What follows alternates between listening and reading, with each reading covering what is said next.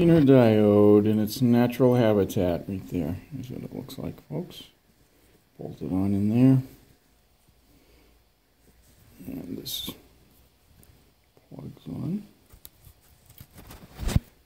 Be careful with that wire. That goes right to the battery, so you're going to have some real sparks if you fool around with that one. Now we'll get into some operation. Okay, here in the manual you can also see the Zener diode, this gizmo right here. They've got it sort of paired with the capacitor, which does make some sense. It's sort of a smoothing capacitor. We've got a full wave rectifier here. We can get into that another day. But this cap, more than its main function, looks to be that it smooths out this this lumpiness from the rectifier. So anyway, there it is in the circuit right there. You can see you got tied into your capacitor, which goes into the battery. It's hot. You got 12 volts coming right to that to ground when the Zener is doing its thing of regulating. There it is. So what happens is this tab here is hooked up to 12 volts. This is hooked to ground on your foot peg like we showed earlier.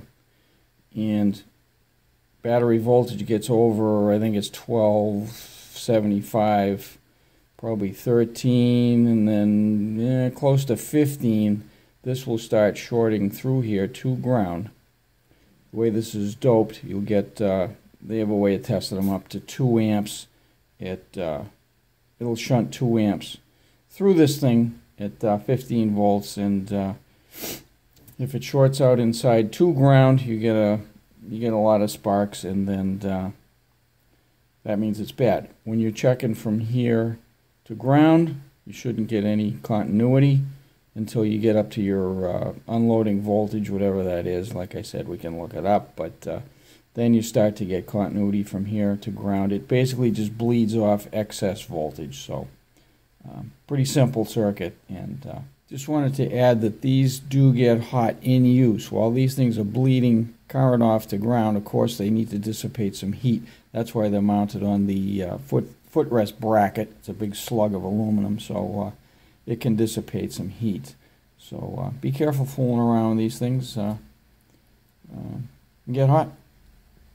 On a BSA or Triumph, they have a plate on them or some fins. They're mounted into an alloy bracket, so it dissipates heat that way. So that's one thing they have to do. It's pretty heavy duty, but it does get hot.